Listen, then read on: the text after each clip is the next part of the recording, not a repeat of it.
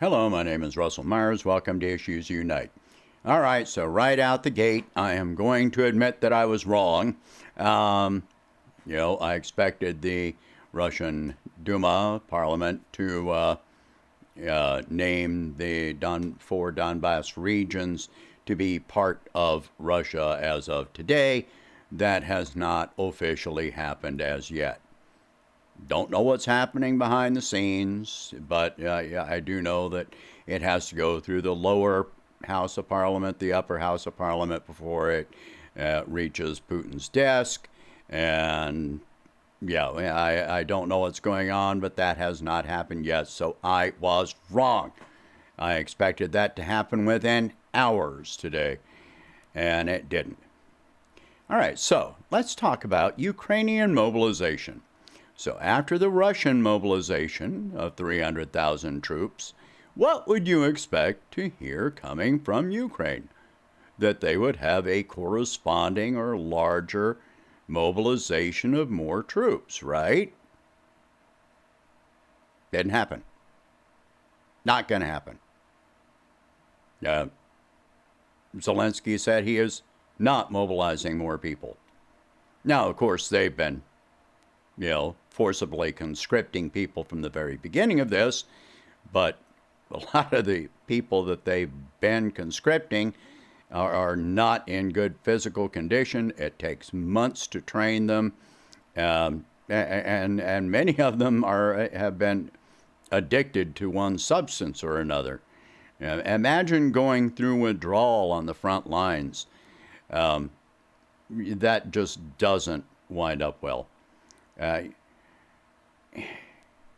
Zelensky claims that Ukraine can mobilize 5.5 million soldiers. Okay, well, under the circumstances, if you could mobilize 5.5 million soldiers, wouldn't you have been doing that by now? A significant part of that,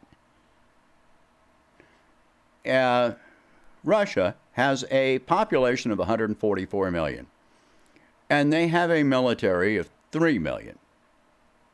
A potential military force of 3 million that they can call up, already trained, etc. And of the 300,000, all of them are trained soldiers. Ukraine doesn't have that. The trained soldiers, their 5.5 million would all need, almost all of them would need training. But okay, 2021 numbers. The population of Ukraine was 43 million. Now, I'm not sure how they calculated this, but by 2021 numbers, Ukraine still considers Donbass part of Crimea, part of Ukraine. Ukraine still considers Crimea part of Ukraine. So is that 43 million, including Donbass and Crimea? Are you going to try and mobilize, conscript people from those regions?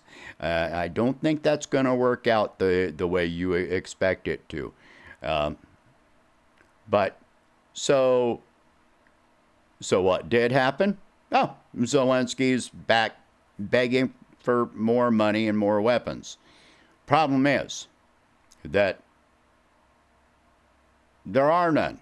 There's none that Western countries are going to give. They keep on promising stuff that's going to be delivered next year and the following year. And even the United States has pretty much exhausted our stockpiles of certain weapons, Stingers and Harpoon missiles, and not Patriots, but howitzers, 155 howitzers They're sending 105 millimeter howitzers now because they ran out of the 155 millimeter howitzers. Yeah, the launchers and the shells. Just one thing after another. Ukraine is asking for advanced Western tanks, Leopard 2 tanks from Germany and M1 tanks from the United States. Well, okay, let's say we even sent those weapons there. Let's say that we sent them M1 tanks. An M1 tank takes special training in many respects. It's got a turbine engine. Their mechanics have never worked on a turbine engine. It takes months of training. I'm trained to work on an M1 tank, but at least the first ones. It takes months of training to know what you are doing. A turbine engine is nothing like a diesel engine. Nothing at all. Completely different.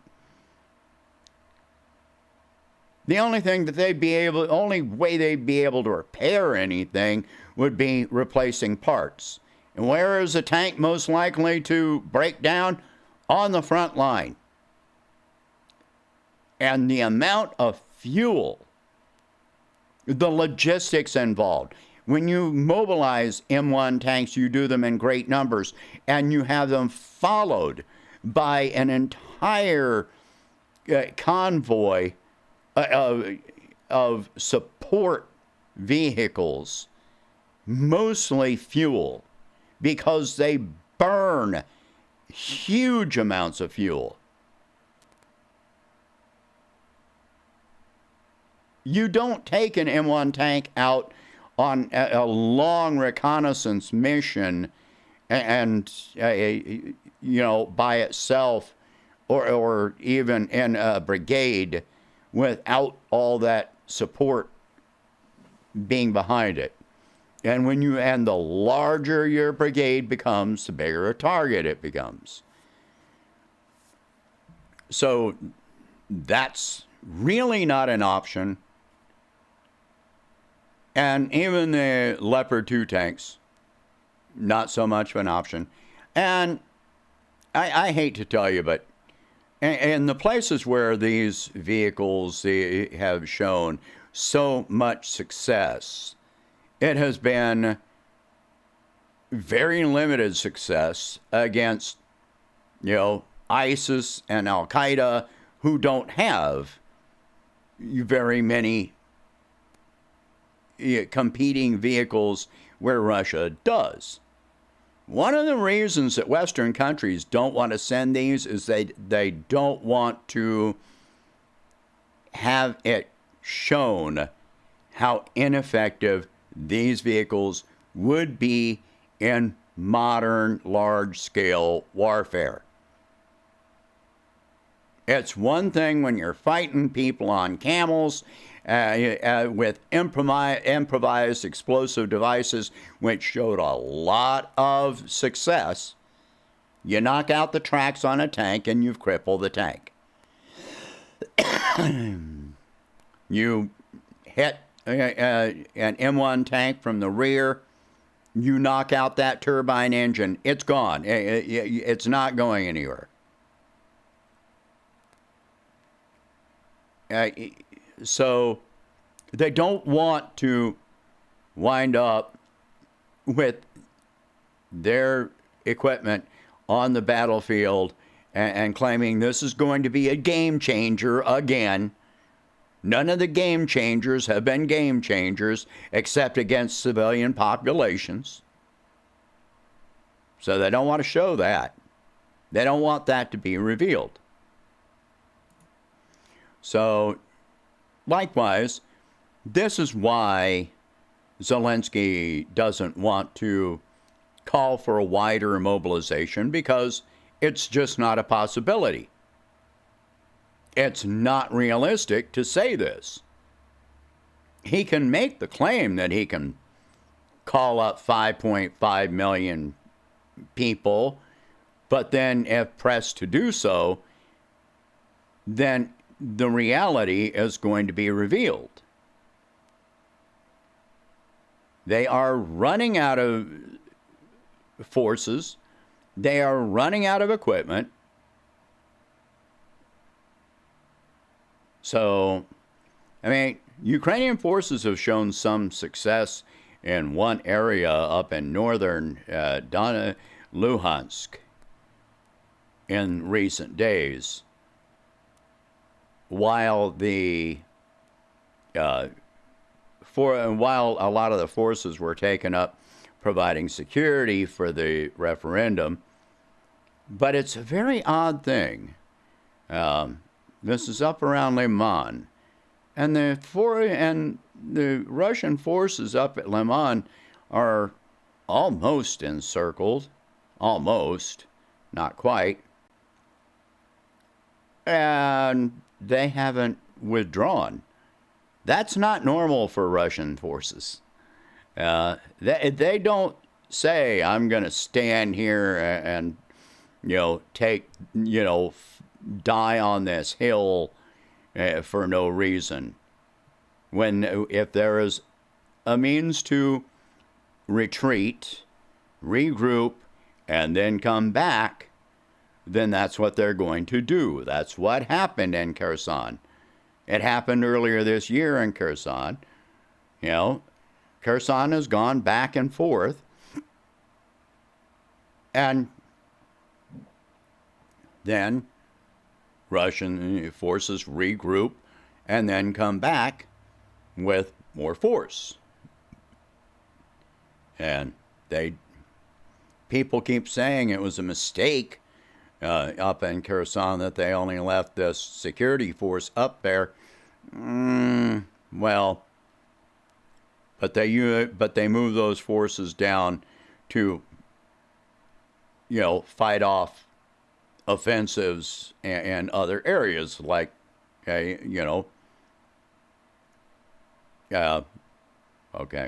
I lost it.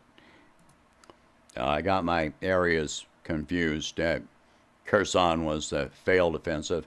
It's like up in northern Ukraine, or Donbass region. So, okay, so they retreated from there. But they retreated from there. They didn't stand there and die. Liman is looking different, where I think they've got something up their sleeve. Because they're not ones to stand there. You look at the entire history of Russian warfare. They don't do this. Even the Ukrainians should be looking at this and going, wait, that's not normal. That's not normal. But they're not going to. They're going to keep going. They're going to keep going, and I'm going to wait and see what happens with that. I could be wrong. Maybe they're gonna make a stand there. I don't know. Obviously I don't know. I'm just saying that this is not normal. But as far as Ukraine mobilizing 5.5 million soldiers, it's not going to happen. It makes no sense that Russia calls up 300,000 soldiers and Zelensky says, no, I'm not calling up more people, accelerating how many people I'm calling up. That makes no sense. Unless there's something that you're not being told. But even if he called up that many people, if you don't have the equipment to, for them to operate, well, what good is it going to do to call them up? What are they going to do? Throw rocks? Anyway, I'm still hoping that all of this winds up leading to peace talks. Maybe this in itself is a sign. We'll wait and see. maybe even the events up around Liman are what happens from here has a lot to do with whether we wind up with peace talks. If Russia does have something up their sleeve and takes out a massive number of Ukrainian forces,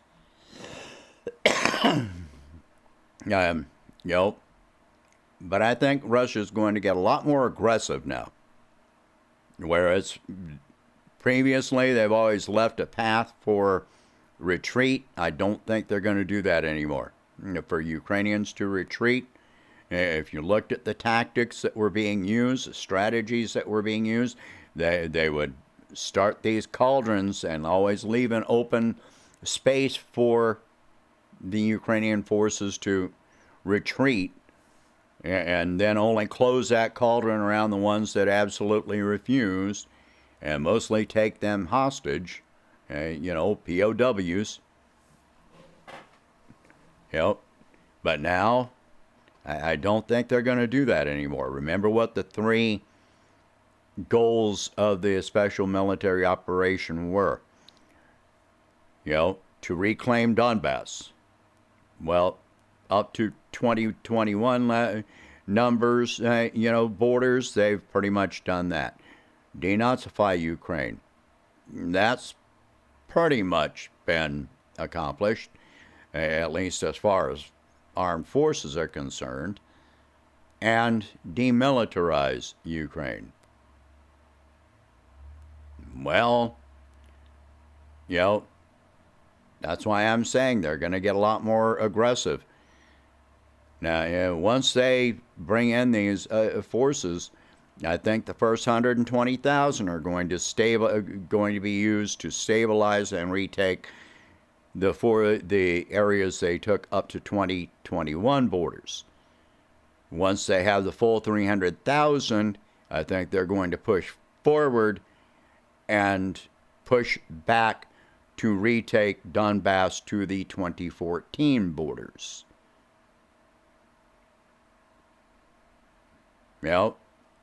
Ukraine can call for peace talks at any time between now and then. But will they? Sure ain't looking like it. I still keep crossing my fingers for peace talks. But instead, what do we get? We get a blown up pipeline. That the amount of greenhouse gases pumped out from that makes this a crime against humanity. Whoever did it, that is a crime against humanity. All right, share this video. Talk about these subjects. If you can afford it, please donate whatever you can to help expand this channel and my presidential campaign, and I will catch you in the next one. Thank you for watching.